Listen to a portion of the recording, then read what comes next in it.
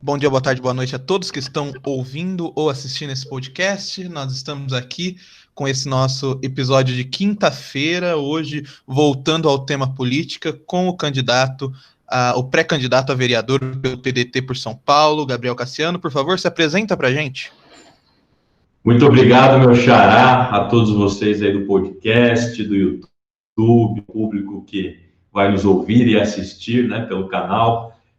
Muito prazer, muito obrigado pelo convite para estar aqui, convite que eu fiquei muito honrado, muito feliz em receber, com um público tão distinto que ouve aqui o teu programa, Gabriel.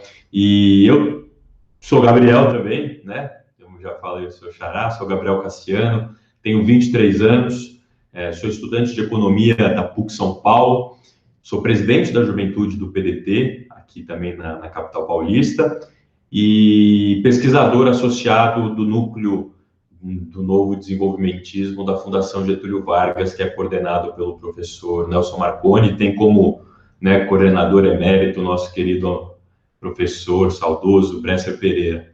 E também estou aqui como pré-candidato a vereador, né, na cidade de São Paulo, esse ano de 2020, modestamente aqui com a nossa militância, tocando a luta daquela que a gente não abre mão dia a dia, pela soberania nacional, defendendo os interesses principalmente de quem produz e trabalha, e acima de tudo lutando por um país mais justo, com mais oportunidades, com menos ódio, e que a gente possa aproveitar desse momento para a pandemia e tirar uma grande lição. Uma nação desunida e fragmentada é, sem sombra de dúvidas, um terreno muito fértil para todos os tipos de males, para todos os tipos de guerras internas, guerras ideológicas, guerras, até mesmo do ponto de vista do tráfico de drogas, entre, né, guerra contra a polícia, contra facções criminosas,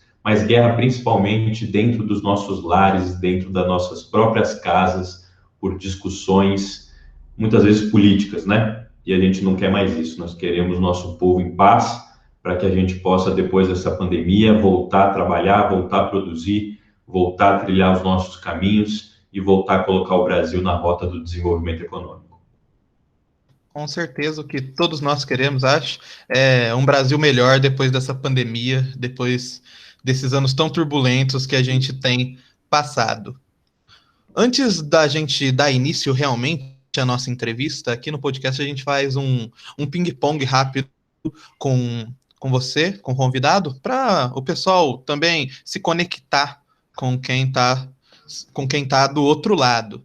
Então eu queria que, de início, assim, você citasse um ídolo para você. Pode ser político ou não. Um ídolo? Vou aproveitar a data de hoje, porque não deixa de ser um ídolo. Hoje, dia 24 de agosto, uma data emblemática. Getúlio Vargas. Para quem não sabe, hoje Getúlio Vargas completa-se, né, 66 anos do seu suicídio. E eu sugiro a todos que nunca tenham lido, que leiam a Carta Testamento que ele deixou, um dos documentos históricos mais valiosos do nosso país. Agora eu gostaria que você citasse algum livro, uma indicação, e um autor. Pode ser o que fez o livro ou pode ser um autor diferente, o autor. Eu poderia indicar vários livros que eu gosto. Eu vou ficar agora para fazer uma propaganda mesmo, Projeto Nacional, Dever da Esperança, de Ciro Gomes, lançado este ano pela editora Leia, né? Fica a minha indicação, é um grande diagnóstico do Brasil, desde os anos 80 para frente, como nós se desindustrializamos, e também é um livro muito propositivo, né? Com propostas muito bem elaboradas a partir de um diagnóstico certeiro. Então fica aqui o registro desse livro, né, que eu já li 2 vezes, mas eu vou indicar um autor que eu gosto bastante, assim, né, que são 2, na verdade. Eu vou citar um internacional e um nacional. Um é o Yuval Harari, né, que é um grande escritor, né, que já fez Sapiens, o último livro, né, dele é fantástico. Eu também li, tenho aqui na biblioteca, mas um outro autor nacional muito importante é Celso Furtado. E Darcy Ribeiro, né? Todo mundo tem que ler a obra desses dois. Inácio Rangel também, ó, disse três. Tudo certo, sem problema. Agora, passando para uma outra área, não muito a ver com livros e questões políticas, ideológicas, a gente vai. Qual comida preferida? Opa, isso eu fico dividido, mas sem sombra de dúvida é a culinária japonesa. Um bom salmãozinho cru, temaki, com shoyu, com molho tare, hot roll. Meu irmão, depois um sushiro ali para digerir tudo. Se eu pudesse, tivesse dinheiro, eu comia todo dia. Já é o segundo convidado que vem aqui e fala que comida japonesa é o prato preferido. Eu acho que eu estou escolhendo o pessoal pela comida que Você eles estão vê? preferindo. Aqui em São Paulo é bem popular, né? Comida japonesa aqui pegou bastante, mas realmente, olha, e é saudável, né? E agora, para finalizar esse nosso momento, uma música marcante para você. Ouça a música que você mais escuta. A música que eu mais escuto. Muitos vão se surpreender, não vão achar, né, um político de esquerda e vai falar essa música que eu mais escuto, com tantas opções para falar de ilustres artistas, mas a música que eu mais escuto são duas, né? Noites Traiçoeiras e Sonda-me, com cantadas interpretadas pelo padre Marcelo Rossi. Eu sou católico, para quem não sabe, isso nos momentos de angústia, nos momentos de aflição, me dão grande, um grande vigor e uma grande renovada na bateria e nas energias, e no ânimo, principalmente. Bom, depois desse nosso momento ping-pong, que agora vocês já conhecem mais ou menos o gosto aí do Gabriel, a gente vai passar realmente para as entrevistas em momentos tão difíceis da política brasileira num quadro geral. Para quem não sabe, hoje a gente está gravando dia 24 de agosto e foi um dia depois que o presidente disse que encheria de porrada a boca de um jornalista quando ele perguntou onde estariam os 89 mil reais do Fabrício Queiroz. Aqui no programa, Cassiano, a gente tem, quem vem aqui principalmente debater política, a gente tem uma análise das três esferas do governo executivo, seja o presidente, o governador e o prefeito. Queria que você fizesse as suas ponderações sobre o governo Bolsonaro, o governo Dória e o governo Bruno Covas em São Paulo. Perfeito, eu vou começar pelo Bolsonaro, passar pelo Dória e finalizar com o Bruno Dória. Você vai entender por quê na hora que eu falar dele. Bom, vamos lá. Em relação ao governo Jair Bolsonaro, é muito importante a gente fazer uma diferenciação do que foi o primeiro ano de governo dele, né? Que foi, teoricamente, ano passado, 2019, que é um ano, primeiro ano para se testar, etc. Evidentemente que não teve grandes acontecimentos do ponto de vista de escala mundial, mas do ponto de vista econômico ele já mostrou o que veio, isso é o que importa. Ele colocou ali uma equipe ultraliberal, Paulo Guedes na economia, e todos os indicadores pré-pandemia mostravam que a política econômica adotada pelo governo Bolsonaro não estava indo na direção de aquilo que nós pensamos que deve ser a política econômica, ou seja, resolver o problema do desemprego, resolver o problema da informalidade, resolver o problema, principalmente, do endividamento das famílias e do endividamento do passivo das empresas, e principalmente, vamos dizer assim, colocar em debate, em discussão, naquele primeiro ano, que era um ano fundamental, a reforma tributária, uma reforma tributária justa e progressiva. Vale dizer que não é essa que o governo está apresentando, mas também eu vou contextualizar algumas coisas que mudaram. O grande debate do ano passado foi a reforma da Previdência, né? E a gente sabe muito bem que a reforma da Previdência foi mais um puxadinho de reforma, e por que ela foi um puxadinho? Porque ela não apresentou nada mais, nada menos do que, novamente, partir do ponto de vista demográfico da sociedade e levar em consideração a idade e tudo mais. Então, aumentou a idade mínima, aumentou ali a idade para receber, né, e o tempo de contribuição para receber a aposentadoria integral. Tudo isso é puxadinho, tudo isso não é reforma, tudo isso Se a gente continuar nessa linha, a gente vai ter que fazer uma reforma semelhante daqui a 10 anos novamente, porque a perspectiva de vida vai aumentar. O problema não é esse. Nós temos que olhar para onde, de fato, está ali a fonte de financiamento da Previdência. Essa é a grande questão.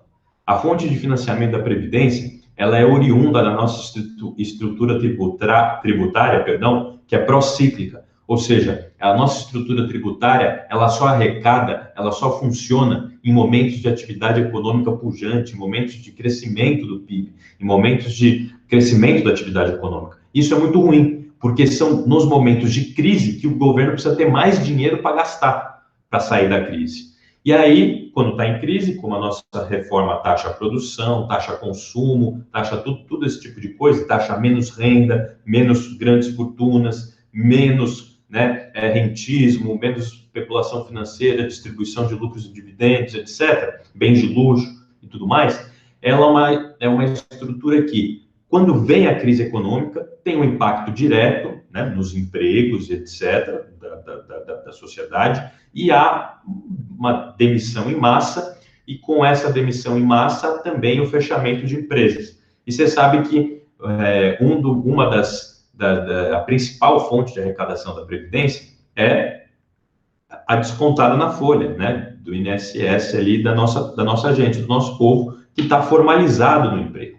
Então, quando você tem um desemprego em massa e as pessoas partem para a informalidade, você já quebra absolutamente ali a fonte de financiamento da Previdência. Então, é muito mais uma questão de desemprego estrutural e de crise econômica e recessão e falta de geração de empregos com carteira assinada, que são as fontes ali para arrecadar o dinheiro da Previdência, do que propriamente uma questão demográfica. Mas não que a questão demográfica não seja importante a gente lidar. É importante, mas nós temos que levar em consideração componentes da vida brasileira, que é a extrema desigualdade, que é a diferenciação de categorias profissionais, que é a diferenciação de regionalidades também. É muito diferente você pegar um trabalhador que trabalha ali carpindo e extraindo minério, cortando cana no semiárido do Nordeste ou no interior de São Paulo,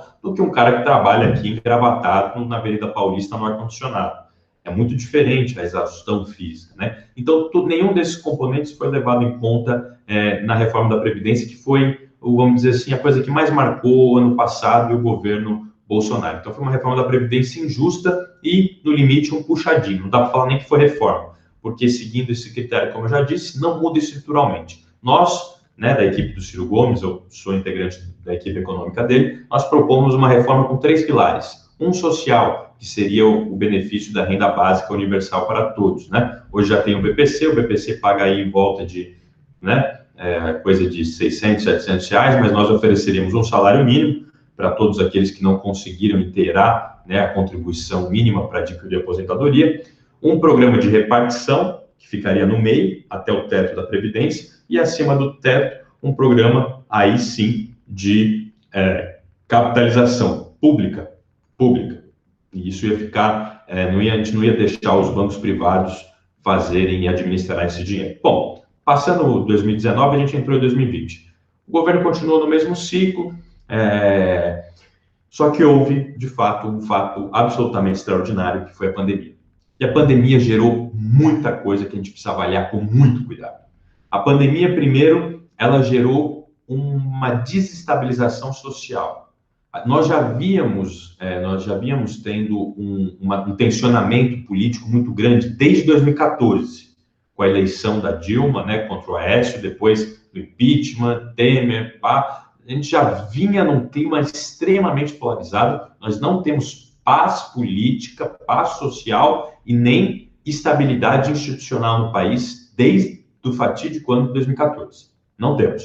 Mas o fato é, quando veio a pandemia em 2020, isso se acirrou de uma forma em que parece que os extremos começaram a se aflorar dos dois lados e a discussão ficou muito banalizada e a gente começou a ter crise atrás de crise. A gente tinha um presidente que, no primeiro momento, estava tomando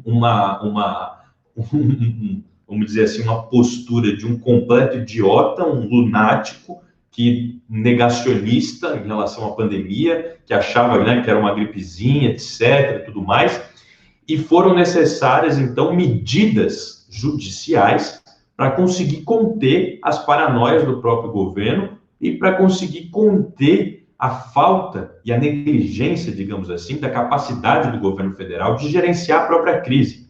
Então, você começa com demissão de ministro da saúde, né? Nós não temos ministro da saúde até hoje, mas lembramos, tínhamos o Mandetta, depois tentou se nomear o Taixe não ficou um mês, e aí saiu o Taixe e entrou o general Pazuello. Então, assim, mas eu quero recordar, vamos dizer assim, os primeiros 3 meses da pandemia. Passando de março, abril, maio, junho, que foi o ápice, né, dessa confusão, dessa esquizofrenia e dessa quase quebra do regime democrático no Brasil.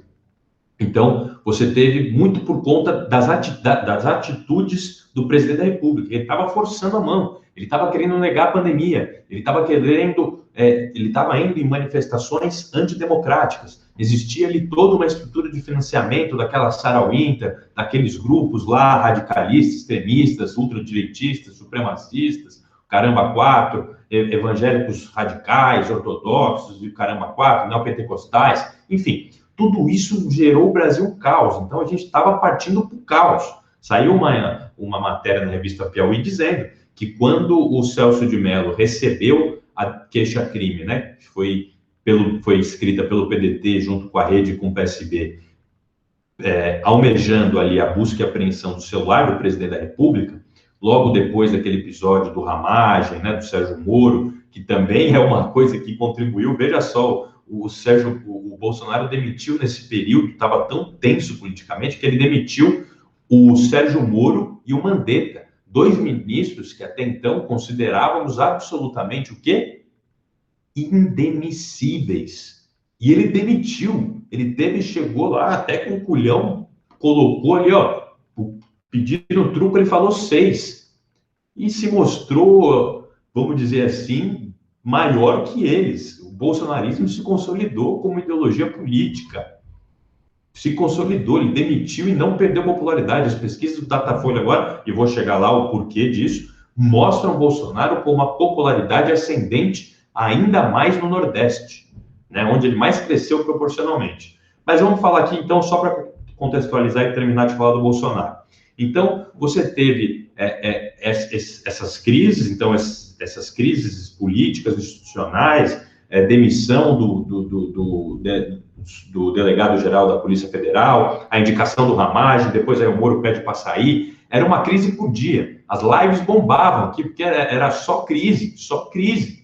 E no meio disso, milhares de brasileiros desassistidos, que no início daquela pandemia, não sei se você se lembra, mas, né, eu acho que com certeza todos se lembram, não existia máscara nas farmácias, não existia álcool gel, não existia UTI para todo mundo, não existiam ventiladores pulmonares. Por quê? Porque o mundo inteiro passou a descobrir com a pandemia que produzir importa. Ou seja, há uma reflexão e uma quebra do paradigma econômico neoliberal, né? E a China supriu o mundo inteiro, aí sendo, vamos dizer assim, a indústria global, o polo de produção global, e ela conseguiu oferecer para o mundo inteiro exportações de ventiladores pulmonares, EPIs, né, remédios, tudo isso ela conseguiu exportar para o mundo inteiro e é o que vai representar a curva em V, e a China deve crescer aí 5% ao ano. Mas, enfim, esse era o Bolsonaro pistola, vamos dizer assim, no jargão, né, da nossa gente aí da internet. O Bolsonaro full pistola, né, com o general Heleno lá respondendo, falando que se o Celso de Mello aceitasse aquilo, as consequências iam ser imensuráveis, tudo mais. Então, assim, você tinha um cenário muito grave. Era uma crise política jamais vista no país, beiramos a quebra do regime institucional, e uma crise sanitária também jamais vista. Tudo ao mesmo tempo, concomitantemente. Olha a loucura que a gente viveu até pouco tempo atrás. Olha a loucura que a gente passou. Eu não dormia, bicho, eu não conseguia dormir. Era Cada hora uma bomba, era cada dia uma bomba, era recorde de mortes, aí era demissão do ministro da Educação, demissão do ministro da Justiça, era o vazamento, quer dizer, vazamento não, era a publicação, né, a divulgação, a publicidade do vídeo, né, da reunião ministerial, era uma confusão geral, o país literalmente pegando fogo, em Pandaré, nosso povo morrendo, batendo aí recordes da pandemia, trágicos, e, enquanto isso, os políticos brigando lá em Brasília. Mas o que aconteceu? Houve um grande acordo nacional, tá? Como diria o Temer, vamos fazer um acordo nacional. Houve uma negociação entre o Exército, os ministros do STF e o Parlamento brasileiro, né, nas figuras do Rodrigo Maia, nas figuras do Davi Alcolumbre, o presidente, né, do Senado e da Câmara, e com o presidente da República. Então, houve essa articulação, porque o país ia pegar fogo, e eu só, não, peraí, vamos desarmar aqui algumas coisas. Então, só para a gente recuperar os fatos históricos, o que aconteceu? Prenderam a Sarah Winter, deflagraram, né, o STF deflagrou uma investigação que ele abriu depois daquele atentado de rojão em cima, né, que quase atingiu ali a edificação do STF. Depois disso, o STF foi para cima. Falou, não, agora nós não vamos tolerar. Agora passou dos limites, né? Então, o STF colocou ali o Bolsonaro e colocou o Exército numa situação de pressão. E aí eles articularam, se reuniram e decidiram, então, tocar ali o dia a dia de uma forma mais amena. Todo mundo ia baixar os ânimos. O Bolsonaro não iria mais falar com os extremistas, tanto que ele nem se pronunciou, ele nem fala mais de Sarah Winter, não fala mais de nada. Teve o caso agora de sábado, ele nem se pronunciou, ele não fala, nem cita mais o nome dela. Ele acalmou os ânimos, ele abaixou os ânimos. Ele teve agora esse episódio que você citou, né, que ele voltou a ser ele, né? Ele falou, e hoje ele chamou os jornalistas de bundões, né? Voltou aí de novo a ter uma verborragia maior, que ele estava contendo, né? Mas, se você reparar, daquele tempo onde houve esse acordo, ou seja, quando o ministro do STF também, não sei se foi do STJ ou do STF, cancela, concede o foro, né, ao Flávio Bolsonaro, aí evita, tudo bem, tem a questão do Queiroz, mas fazem uma blindagem, né, institucional para evitar chegar na presidência da República. Houve um grande acordo para continuar a tocar o país, vamos dizer assim. E o Bolsonaro vem seguindo, então, desde então, uma figura mais amena, mais polida, menos extremada, e a gente viu os reflexos disso, né? A gente sentiu os reflexos disso. Então, teve a primeira reunião de governadores com o presidente da República, que ele mandou o Dória para aquele lugar e falou para ele parar de ser leviano, e depois uma segunda reunião de governadores com o Rodrigo Maia, o Davi Alcolumbre e o Bolsonaro no centro, que ele concedeu, né, a concessão, né, ele concedeu a ajuda, né, o auxílio de acho que 80 bilhões aos estados e municípios, que ele fechou nessa reunião com a condicionante de os estados e municípios aprovarem uma reforma fiscal, né? Então, tudo mudou a partir disso, tudo mudou, e é muito bom a gente pensar o que está acontecendo agora. O que está acontecendo agora é que o Bolsonaro percebeu que o auxílio emergencial, apesar dele ser uma conquista do Congresso Nacional, ninguém sabe e liga para isso. Porque, no final das contas, quem paga é a Caixa Econômica Federal e é o governo federal. Então, as pessoas automaticamente associam o auxílio a ele. Pela primeira vez na história, houve uma redução sem precedentes da desigualdade, ou seja, saiu um estudo do IBE, né, da FGV, que eu convido todos vocês a assistirem. Nesse período, desde a introdução do auxílio, houve uma redução de mais de 2% na desigualdade social, a maior queda da desigualdade social no menor espaço de tempo, e descobrimos as mazelas do Brasil profundo. Ou seja, mais de 1/3 da população do Brasil não era bancarizada. Querendo ou não, foram colocadas agora com a poupança, com a conta poupança da Caixa Econômica Federal, foram introduzidas no sistema financeiro. E tudo isso o Bolsonaro vai ganhar louros. E aí, a última atacada, para finalizar Bolsonaro, é uma atacada de mestre. Nós temos que reconhecer, até para que a gente possa avaliar como ser oposição a partir da realidade concreta. E qual que é a realidade concreta? A realidade concreta é que o governo federal, né, que o Paulo Guedes chegou num acordo com a ala mais, vamos dizer assim, entre aspas, desenvolvimentista, né, que era o Braga Neto, Aloysio Teixeira, né, enfim, essa ala aí que queria mais investimentos, etc. Ele chegou num acordo com os dois e vão criar o programa Pro Brasil e o programa Renda Brasil, que vai substituir o Bolsa Família. Aí é que está a coisa mais grave do ponto de vista da popularidade do Bolsonaro e como ele vai utilizar isso, com certeza, e se ele utilizar isso, é capaz que ele ganhe no primeiro turno, tá? Em 2022. O que vai acontecer? O Renda Brasil, que foi criado, vai ser um programa sem precedentes de destinação e transferência de renda. Ele vai aumentar hoje, que é de 180, 190 reais, né? O repasse do Bolsa Família, para 400 reais. Ele vai dar um bônus para, não sei se vai dobrar ou vai ser 0,5% a mais, para os alunos que receberem o Bolsa Família, que tiverem bom desempenho escolar. Ele vai colocar mais de 3 milhões de famílias no Bolsa Família. Isso representa quase 10 milhões de pessoas. Ele vai aumentar o teto, né, do imposto de renda, ou seja, o teto não, ele vai aumentar o teto de isenção do imposto de renda, que hoje é 1.900, vai partir para 3 mil reais. Ele vai desonerar a folha de pagamentos, né, de 1 até 2 salários mínimos, vai zerar os impostos recolhidos na folha de pagamentos desses salários, e a partir de 3 salários vai ser uma queda progressiva, que vai variar de 10% até 15%. Hoje, vale lembrar que toda a folha de pagamento, independente da renda de salário, ela tem uma taxa fixa de recolhimento que beira os 20%.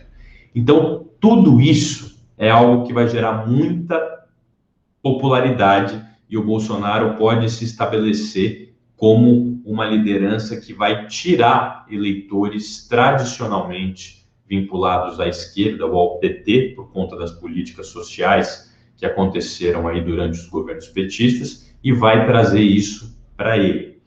E, só para complementar, essa Renda Brasil também está previsto com que as pessoas que ganharem menos de um salário mínimo terão como complemento o percentual e o resíduo salarial, né, o resíduo vamos dizer assim, de complemento, até chegar ao salário mínimo. Ou seja, se a pessoa ganhar 800, o salário mínimo é 1.000, vai ter mais 200 reais que o governo pagará como benefício para inteirar um salário mínimo. Então, a situação é bem grave para a esquerda, porque o Bolsonaro descobriu o tamanho da popularidade que as políticas sociais, porque o Brasil é um país muito desigual. Essa questão da renda universal, ela já estava até muito atrasada no nosso país. E se ele for exitoso e conseguir, ele só tem um dilema. Ele pretende, em compensação a tudo isso, retirar abono salarial, introduzir uma CPF de 0,2% para todas as transações financeiras e, se eu não me engano, tem mais uma coisa que agora estou esquecendo, de cabeça eu não vou lembrar.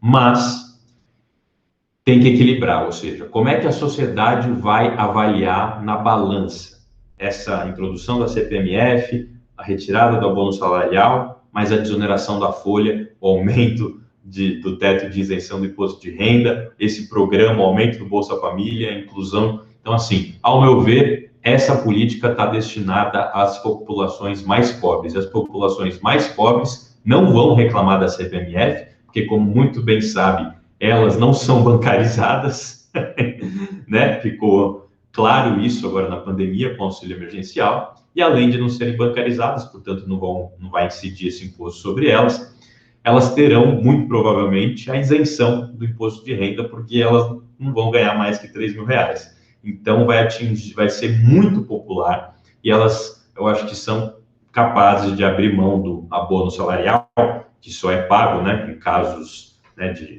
enfim, temos casos específicos, etc., e ganhar uma renda a mais todo mês lá. Então, acho que vai ser popular para a massa, né? Agora, falando do governo João Dória rapidamente, do governo Bruno Covas.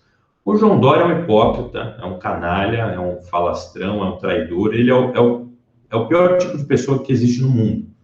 Ele é o cara da conveniência. Ele, como diria o Márcio França, não é Bolso Dória ou Bolsonaro, ele é bolso dele, né? Então, assim, a gestão da pandemia dele, que ele se diz um cara que seguiu a ciência, que seguiu tudo, que fez um contingente, né, para evitar. Se a gente for pegar os números, ela é muito, assim, desastrosa, tá? Vamos para os números. 30 mil mortos no estado de São Paulo. Se São Paulo fosse um país, já estaria quase em quinto lugar no mundo com mais mortes. Quase 1 milhão de casos. 1 milhão de casos.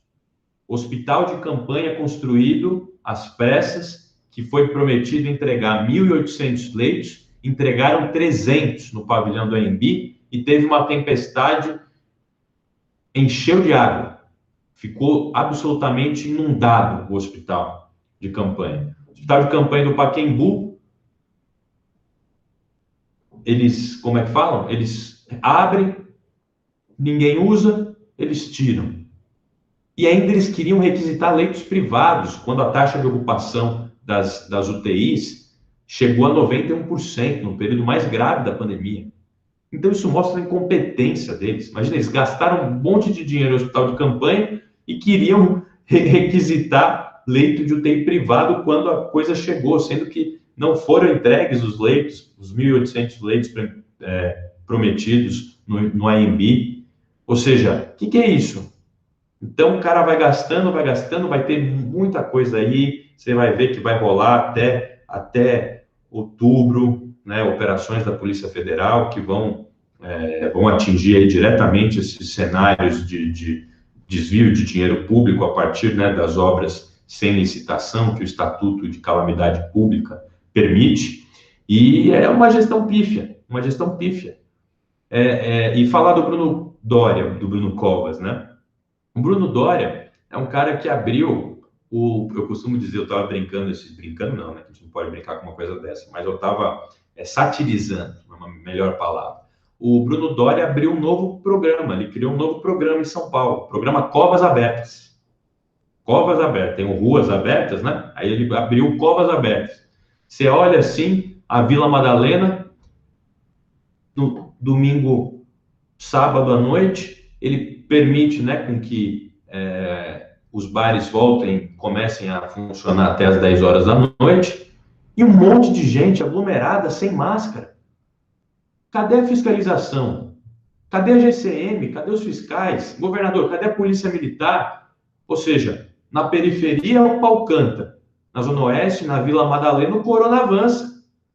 E essas pessoas aí, como eu costumo dizer, elas vão para um Sírio-Libanês, elas vão, né, para um Albert Einstein, elas vão para né, um Oswaldo Cruz, um São Luís, enfim. Agora, os funcionários do estabelecimento, né, os trabalhadores que estão ali, né, por força de botar o sustento em casa e a comida em casa, eles vão, talvez, ficar sintomáticos, mas vão passar a doença para os pobres. Tanto que, se você pegar os índices, né, de letalidade, as periferias são as mais atingidas.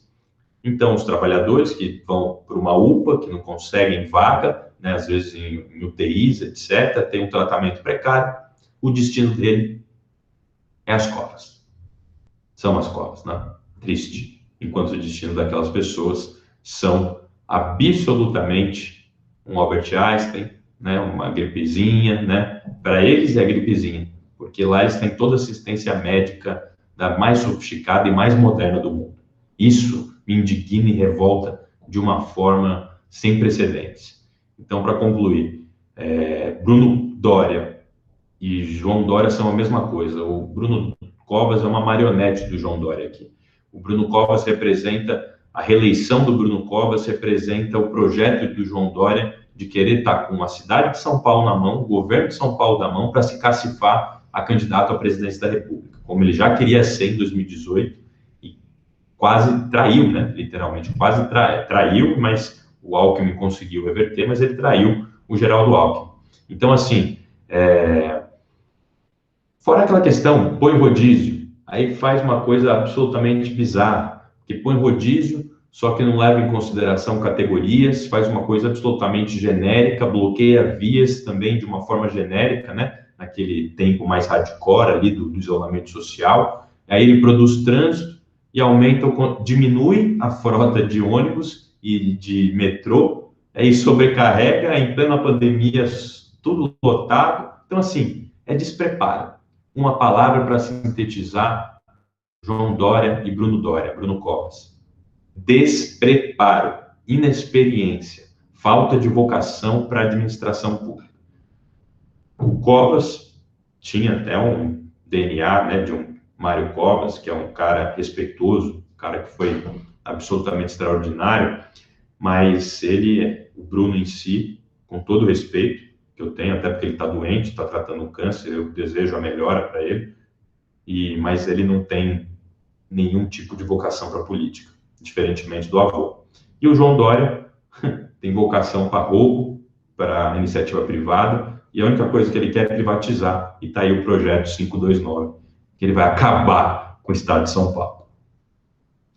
Agora, depois dessa análise mais geral do extremo executivo, eu gostaria... Você entrou nisso quando você falou da música, que você falou um político já da esquerda como eu escolhi esse tipo de música. Você escolheu o PDT, eu queria saber o que orienta a sua política. O que orienta a minha política? Uma boa pergunta. Eu escolhi o PDT por algumas razões específicas, tá? Se você pegar o PDT histórico, é o PDT que herda o legado do trabalhismo. Hoje, né, que a gente está gravando o programa aqui, dia 24, como eu já falei no início, de agosto é o dia do suicídio, né, do Getúlio Vargas, que ele salvou e adiou o golpe no Brasil. E a linha toda do trabalhismo que vem com Alberto Pasqualini, que cria a partir também do positivismo, etc., toda uma condensação teórica da criação de uma linha nacionalista, né, para o país, uma alternativa nacionalista para o país. João Goulart, né, que é deposto, e Leonel Brizola, que participa da campanha da legalidade, que depois é exilado, fica muitos anos fora, depois volta, é eleito governador pelo Rio de Janeiro, sendo o único político a ser governador em 2 estados, e quando ele volta, ele cria o PDT. Por quê? Porque o PTB, que era de direito, porque ele representava, né, Getúlio Vargas e o trabalhismo real, com o Golbery e com a redistribuição, porque no processo de redemocratização, as legendas foram não sorteadas, né? Elas foram destinadas para quem os generais quisessem. Entregar uma estrutura daquela, né, a do PTB, que era uma estrutura muito grande, era o maior partido do Brasil, nas mãos do Brizola, representaria, vamos dizer assim, uma grande ameaça para os entreguistas, para os antinacionalistas, para a Rede Globo, por exemplo. Então ele funda o PDT e a partir disso ele constrói o PDT, tenta disputar a presidência da República, tenta disputar a esquerda, né, com o PT, acaba perdendo, muito por conta da antítese que o trabalhismo representa em São Paulo, né, a gente sabe contra a Revolução de 32 e etc. E aí ele funda o PDT e continua, né, até o fim, quando ele falece em 2004. E de 2004 até 2015, o PDT morre, né, na cena política. Fica ali como um partido ainda relativamente médio, mas sem expressão, sem uma liderança, né, de envergadura nacional, e acaba, vamos dizer, se eu posso dizer assim, não se tornando fisiológico, mas recebendo e aglutinando forças e lideranças políticas fisiológicas. E aí perdeu aquela coisa, né, do brilho e do tamanho do trabalhismo. Mas tudo isso muda com a filiação de Ciro Gomes no PDT em meados ali do final ali de 2015. Eu tenho 23 anos, eu entrei na PUC em 2016 E eu sempre gostei de política, eu milito politicamente desde os 14 anos, né? Passei por várias organizações, conhecendo, fui nas manifestações lá na época de 2013, ainda aprendendo muita coisa. Hoje me arrependo muito de ter ido. Mas, enfim, o que acontece é o seguinte, no segundo colegial para frente, eu tive acesso à leitura nacionalista do ponto de vista historiográfico, do ponto de vista econômico brasileiro. Eu tive acesso ao que foi o processo de substituição de importações, eu passei a ler Celso Furtado, eu li Darcy Ribeiro, eu li a história e a era Vargas, o que representou Vargas, eu li muito sobre Inácio Rangel também, que é um brilhante economista, estruturalista ali da questão. Eu vi sempre aquela questão da batalha entre o Eugênio Boudin, né, e o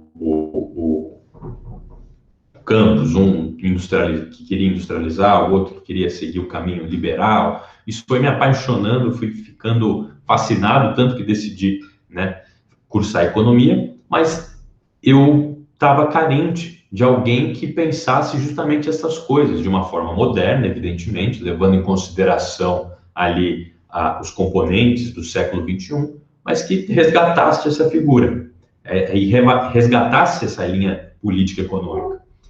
E aí coincide do período em que o Ciro se filia e o Ciro, eu acompanho o Ciro desde 2012, já suas entrevistas, seus debates, eu assinava a Carta Capital, eu lia muito, ele era colunista da Carta Capital, e eu sempre me identifiquei com o projeto econômico, com os diagnósticos econômicos, diagnósticos políticos dele.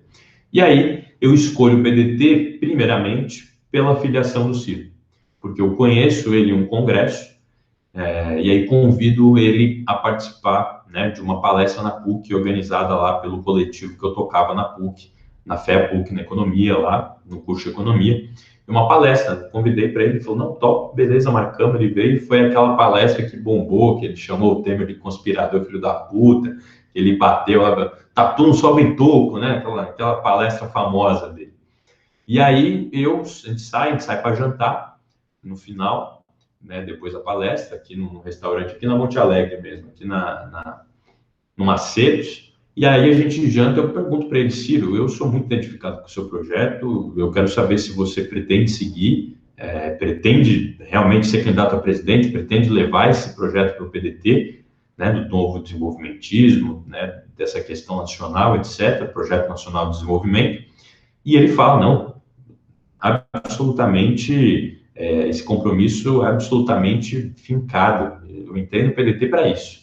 E aí então, vou buscar aqui, ele me passa o endereço lá do PDT, entro, e aí inicio a construção da juventude, ali também reunindo todo mundo que agora faz parte da equipe econômica dele, né, que eu era aluno do professor Nelson Marconi, apresentei ele para o Ciro, e aí foi a minha decisão e a minha escolha pelo PDT. Primeiro, pela filiação do Ciro, ou seja, a possibilidade do PDT voltar a ser o velho PTB, o velho e bom, né? Panela velha que faz comida boa, né? Tem um ditado. Mas com esse componente, com essa leitura atualizada do século XXI, resguardando ali algumas questões que são referentes à modernidade que precisam ser levadas em conta para o desenho de um projeto nacional de desenvolvimento no século XXI. E foi isso, eu escolhi o PDT e aí depois eu fui me aprofundando ainda mais sobre a linhagem histórica do trabalhismo, de Vargas, de Brizola, etc. E me apaixonei ainda mais por esses grandes brasileiros. E que pena que o Brasil não elegeu Leonel de Moura Brizola em 89. Foi o melhor presidente que o país não teve. Agora, saindo dessa questão ideológica, mas ainda mantendo esse ideal de política diferente, eu queria que você falasse o que falta na Câmara dos Vereadores de São Paulo e nos próprios vereadores de São Paulo. O que falta para eles? Perfeita pergunta. Eu tenho uma resposta que eu vou levar como lema, assim, na minha vida política inteira. O que falta, não só na Câmara dos Vereadores, mas na maioria dos políticos brasileiros, é a vergonha na cara de exterminar de uma vez por todas a cultura da mediocridade. Nós temos que desvincular e desvencilhar a política da mediocridade. A política precisa ser um instrumento, além de representação, né? Nós temos uma democracia representativa, é um instrumento de representação social, principalmente no legislativo, né? de segmentos. Mas o que você observa é que reina majoritariamente entre os políticos brasileiros a mediocridade, o colonialismo mental, os interesses escusos e miúdos de curto prazo. Isso precisa ser eliminado. Eliminado. Eu vou te dar um exemplo aqui, partindo da Câmara Municipal, como você falou. Você percebe que existem muitos vereadores de bandeiras, né? Eu tenho bandeira tal, eu defendo os animais, ou eu defendo o ambiente, ou eu defendo a educação, ou eu defendo não sei o quê. Eu acho bem interessante, isso é necessário, é estimulante. Só que na prática, muitos, né, têm só essas bandeiras, e a gente sabe que essas bandeiras ali você pode lutar, mas você não vai ficar o mandato inteiro lutando só por essas bandeiras. Aí o que esses políticos ficam fazendo durante 4 anos? Ficam fazendo ali, dando nome de rua, né, dando a telha, inaugurando uma quadra de futebol ali pro pessoal, né, fazendo ali um recapeamento no asfalto, dando não sei o quê. É isso que é a mediocridade. Se for para entrar na política para fazer isso, eu estou fora. Se eu for entrar, eu vou para fazer história. E vou mesmo. Eu posso até ter minha vida ameaçada. Eu tenho certeza que isso vai acontecer logo nos primeiros meses de mandato. Mas eu vou para rachar ou ser rachado. Eu vou para mudar essa estrutura e quebrar a raiz da mediocridade que reina na política brasileira. Eu vou com um plano de legislatura que será registrado no dia do registro da minha candidatura. Um plano com 12 eixos que contempla todos os setores e segmentos da cidade de São Paulo. Um plano que está sendo desenhado e chancelado por Brescia Pereira, por Paulo Gala, por Nelson Marconi, por Mangabeira Unger, por José Luiz Oureiro, por o grande professor Eduardo Fagnani. Também nós temos Gonçalo Pereira, um dos maiores geneticistas do mundo, né?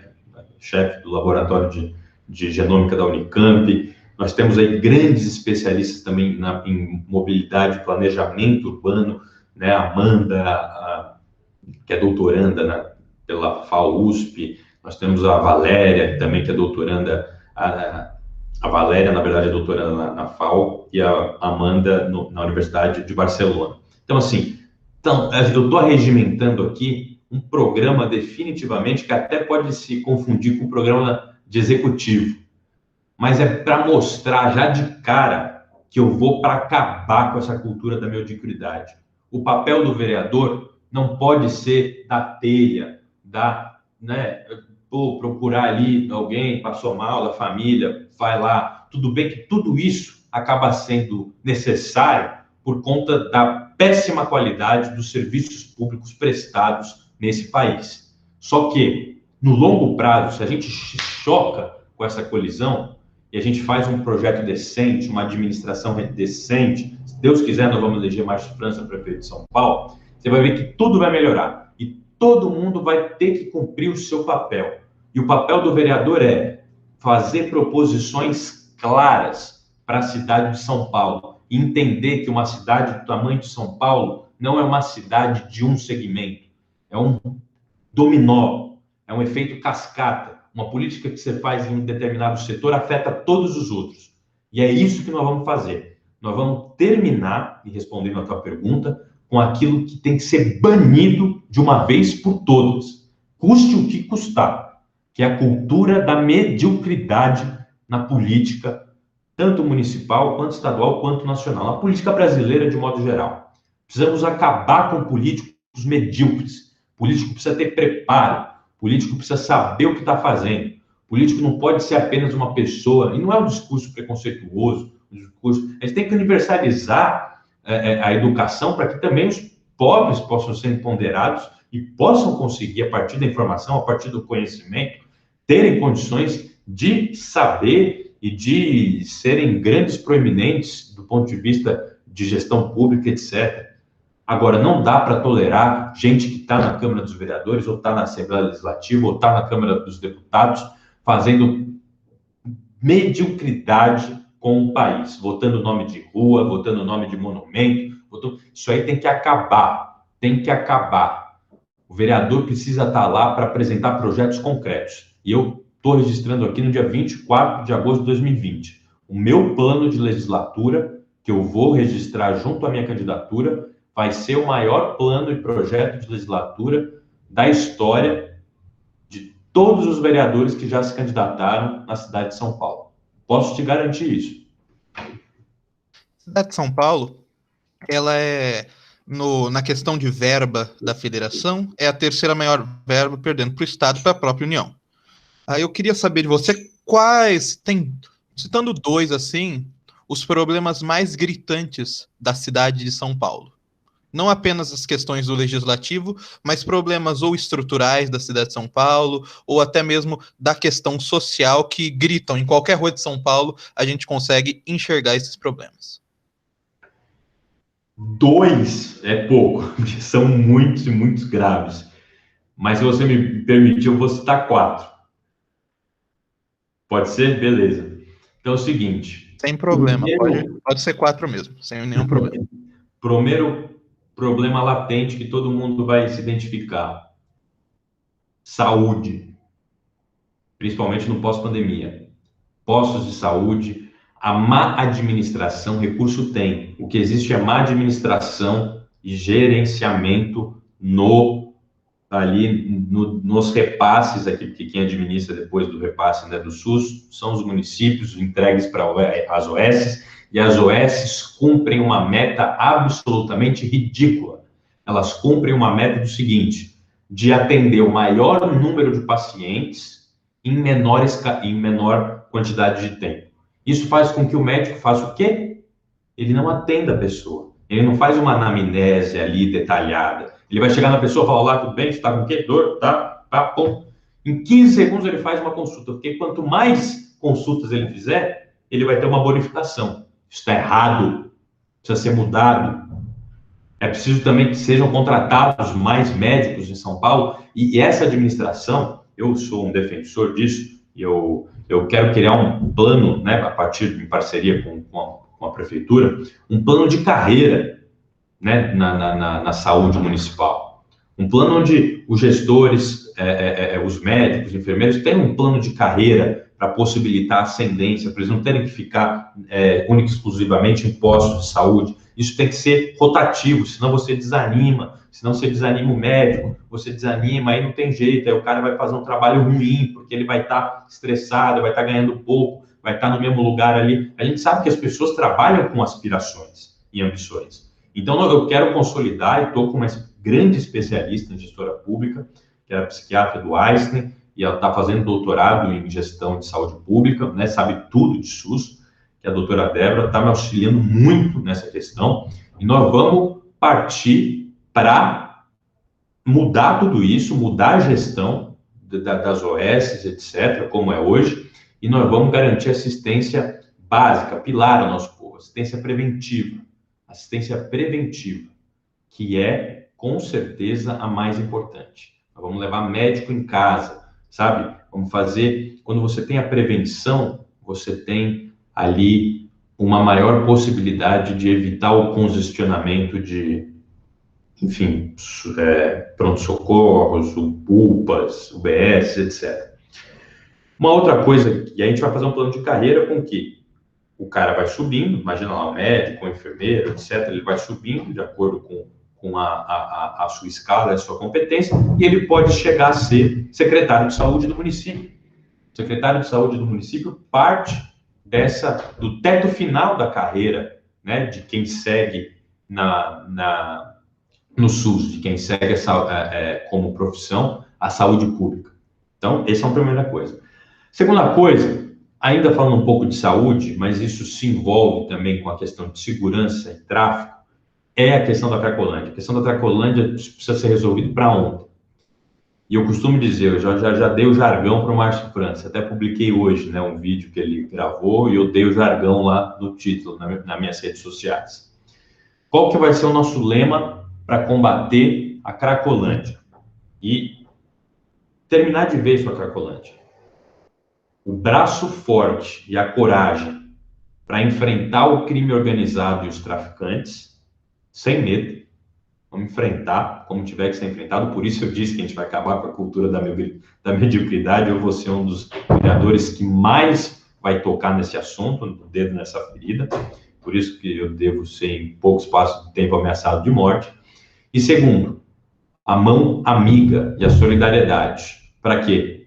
Para acolher os usuários, tratar eles como um caso de saúde pública, oferecer assistência psicológica, assistência social, oferecer emprego, oportunidade, destinar com esse salário e que eles sejam contratados talvez pela própria prefeitura para executar trabalhos, só que não dá dinheiro na mão deles. Porque se dá dinheiro na mão deles, eles voltam para o crack. Nós vamos dar um cartão de remuneração que vai ser um cartão credenciado em estabelecimentos, pequenos e médios estabelecimentos, também não vai ser Pão de Açúcar, não vai ser Carrefour, todos esses que já ganham muito dinheiro, estão concentrando no mercado. Nós vamos colocar pequenos e que quebraram essa pandemia, até para estimular, né, para que eles voltem à atividade e retomem a atividade econômica. Nós vamos dar um cartão para esse pessoal da Cracolândia que tiverem sido contratados prestando serviço, nós vamos dar um cartão que ele recebe e ele vai lá comprar comida. Nós vamos ter produtos cadastrados que ele vai poder comprar. Você não vai poder comprar álcool com aquele cartão. Ele não vai poder comprar droga com aquele cartão. Então, você condiciona o gasto daquela pessoa. E isso é indiscutível. Vai ter gente, liberdade individual, foda-se. Não é. Nós sabemos qual que é a realidade do país. Não adianta ser hipócrita e não adianta ser, achar que você está na Eslovênia, na Dinamarca, na Suécia, na Suíça. Você não está, você está no Brasil.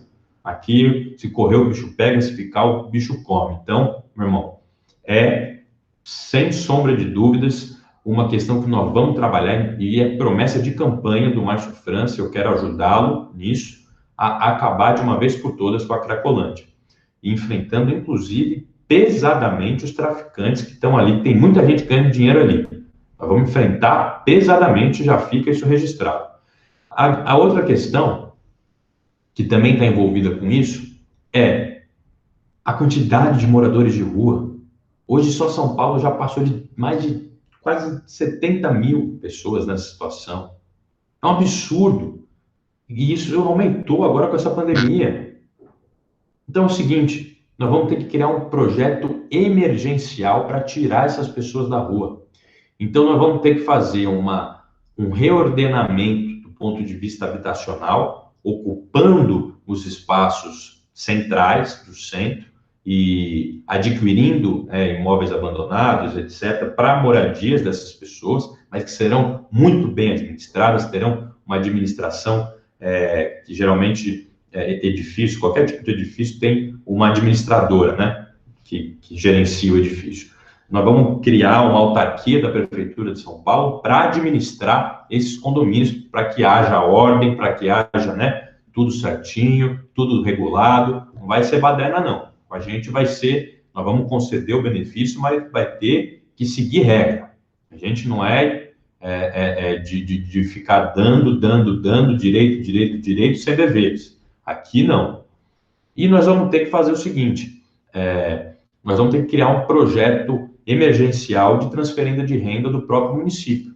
Então, nós vamos ter que achar uma solução. Então, nós já temos um alistamento civil, né, que é proposto pelo Márcio França, para já pegar vários jovens e colocar ali, né, como estágio, etc., de 4 horas ao dia, eles recebem uma remuneração, mas evidentemente tem pessoas em situações mais drásticas, que são mais difíceis, né, de se conseguir emprego, e aí essas pessoas eventualmente vão precisar de um auxílio direto ali a ser pago.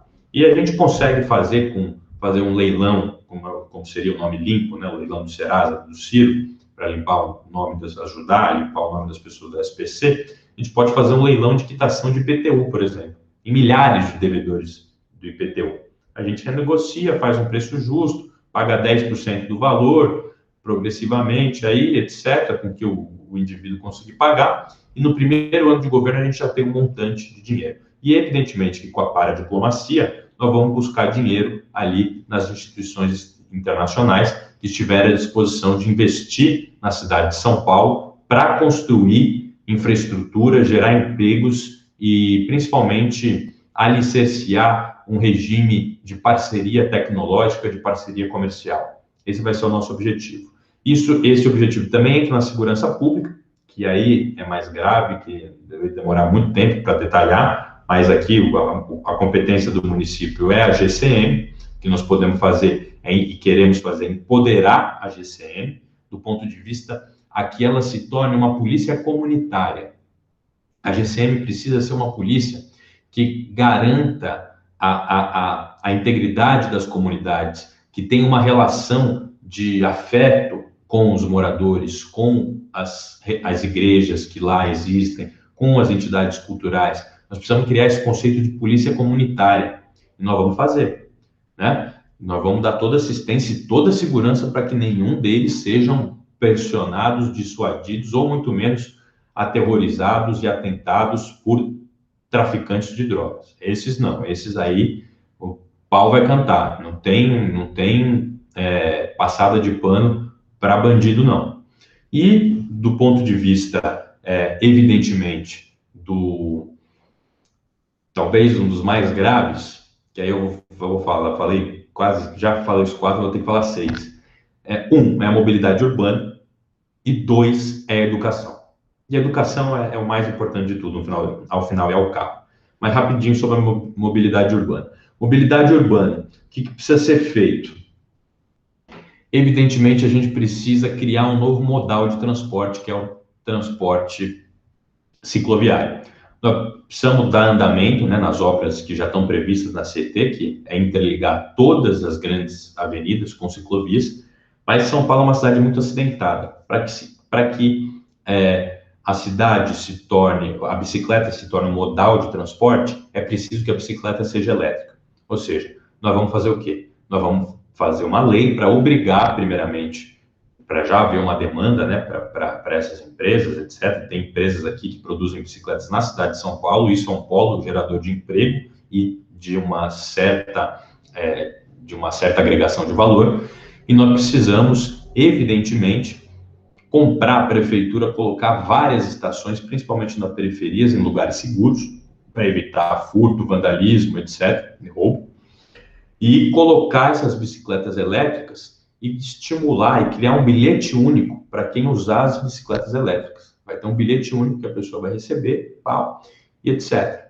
E aí a gente vai obrigar os estacionamentos a cederem parcela dos seus espaços para essas bicicletas elétricas, com carregadores. E hoje o estacionamento é uma máfia na cidade de São Paulo. Uma máfia. Ganha dinheiro muito fácil, é um terreno muito pouco aproveitado do ponto de vista da cidade, que toma um espaço ali, só tem carro, etc., e pagam relativamente pouquíssimo imposto. Então nós vamos obrigar mesmo. Não, você tem que ter 20% do seu espaço de estacionamento destinado a vagas de bicicletas elétricas. E começar a criar essa cultura. Então, bicicletas elétricas vão ajudar, a gente acha que vai ajudar. Aí tem obras que não dependem do município, que são as obras do metrô, mas tem a linha efetivamente, né, do ponto de vista ali, a linha de ônibus, do ponto de vista da malha rodoviária, né, de ônibus, etc., né, do ponto de vista das pistas de rolamento. Sem sombra de dúvida, dar alguma ampliação aos corredores de ônibus, ampliar, mas também pensar em colocar uma discussão que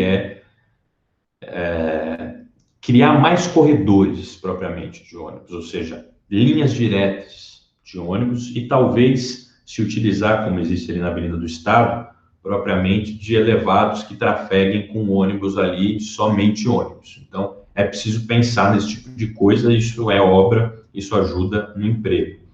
E, evidentemente, uma coisa que é polêmica, mas eu não sei se vamos conseguir nos livrar disso, mas efetivamente vai ser colocar talvez mais um dia de rodízio por semana. É uma medida impopular, mas dado o trânsito que nós temos e o caos, né, que nós já estamos chegando aqui em São Paulo, talvez seja uma medida necessária. E, evidentemente, isentar de rodízio quem trabalha com carro, né? Ou seja, quem tira do próprio sustento ali a partir dos carros, nós vamos isentar, é lógico. Uber não vai ter rodízio, mas, assim, quem se locomove pela cidade, né, no dia a dia, etc., nós vamos estimular que utilizem o transporte público ou o novo modal cicloviário que pretendemos construir. E a última coisa é a educação. Educação não tem assim segredo. É aplicar o quê? Primeiro, gestão, eficiência e fim de indicação política para cargos de diretoria, etc., todo esse tipo de coisa. Tem que ter, hoje o Sindicato de São Paulo, né, da POSP, já conseguiu algo interessante, eu acho que a gente pode avançar mais, mas vamos ver, é um ponto polêmico com a categoria. Agora, evidentemente, nós temos que aumentar o percentual de pessoas, de estudantes e alunos, e aí o que cabe ao município é da creche, da primeira infância até o 9º ano, até o fim do ensino fundamental. Nós precisamos colocar o quê? Uma modernização na grade curricular, colocar para esses jovens cursos de programação, cursos de informática, cursos de software, cursos de robótica, cursos cultura, esporte, tudo isso precisa estar na grade curricular obrigatória dos alunos, desde, né, da primeira infância até o ensino fundamental 1 e 2. E com isso, a gente vai estar treinando esses jovens para o novo mercado de trabalho. São Paulo é uma cidade moderna. Hoje, em São Paulo, eu trabalho bastante porque o Neto, que é o nosso presidente do PDT aqui, que vai ser o candidato a vice-prefeito na chapa com o Márcio França, é presidente do sindicato de TI, ou seja, o SINDPD, o sindicato dos trabalhadores de processamento de dados.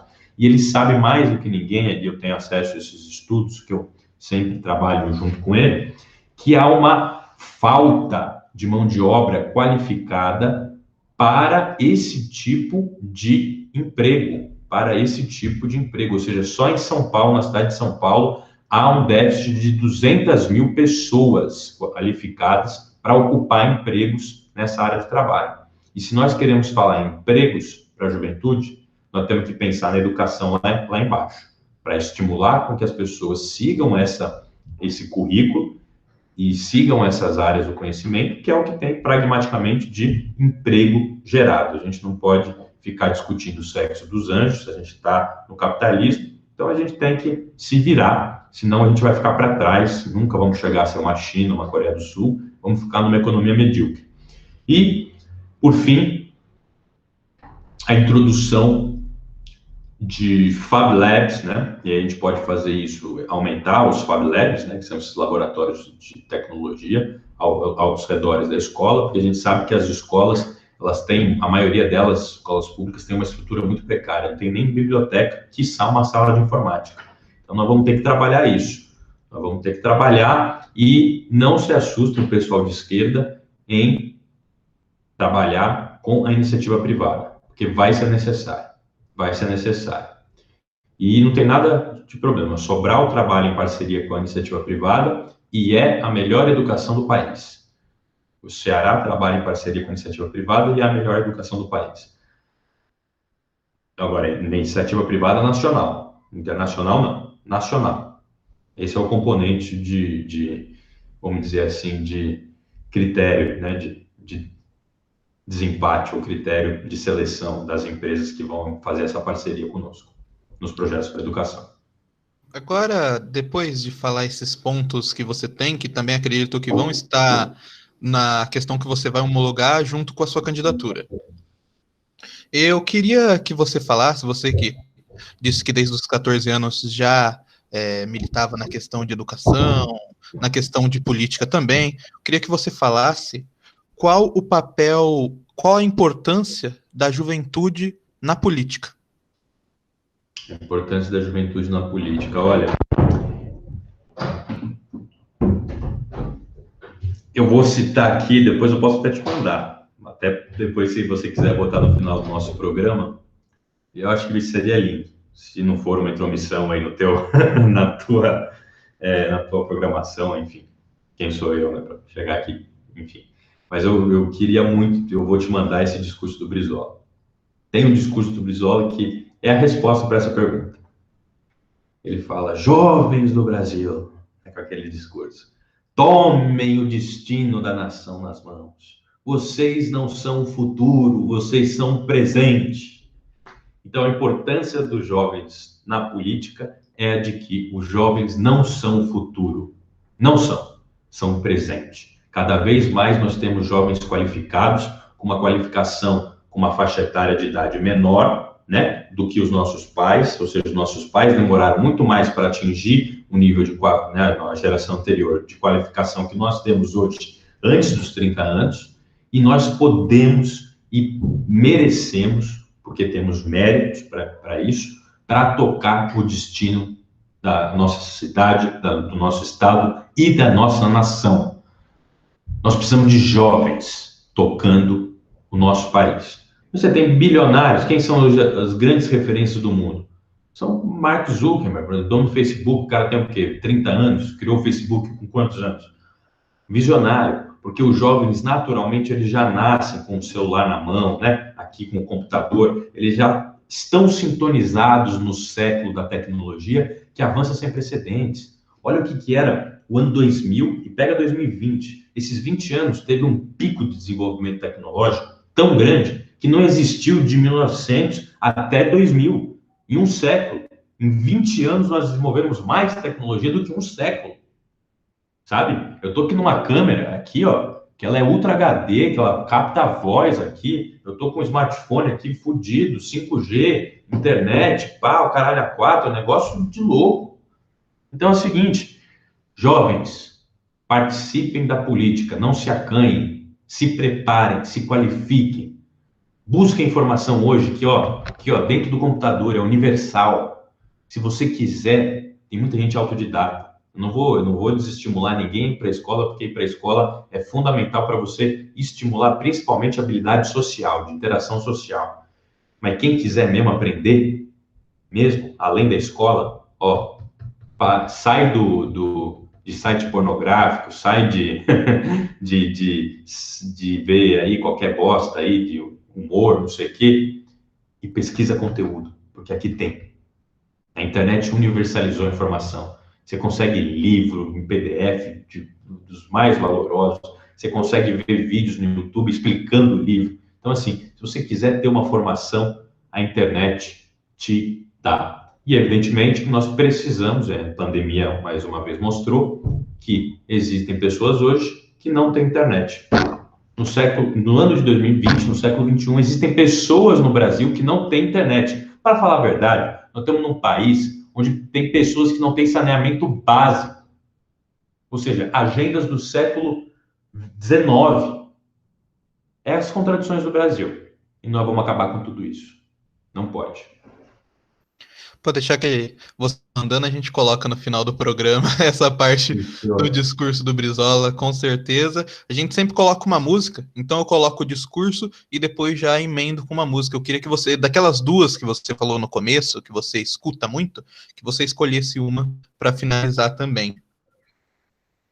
Posso dar uma outra? Porque Pode, eu acho sem que problema. tem mais a ver com o que eu quero e que eu escuto também tanto quanto. Sem problema. Essas duas músicas. Mas é que eu acho que tem mais a ver com o que a gente precisa hoje, que é unidade. Que é a oração de São Francisco, cantada pelo padre Marcelo Rossi. É lindo, lindo. Cantada pelo padre Marcelo Rossi. Senhor, fazei de mim um instrumento da vossa paz. Onde houver ódio, que eu leve o amor. Onde houver desespero, que eu leve a esperança. Onde houver discórdia, que eu leve a união. Onde houver dúvida, que eu leve a fé. Ó Mestre, fazei que eu procure mais. Consolar do que ser consolado. Compreender do que ser compreendido. Amar do que ser amado. Pois é dando que se recebe. É esquecendo que se encontra. É perdoando que se é perdoado. E é morrendo que se ressuscita para a vida eterna.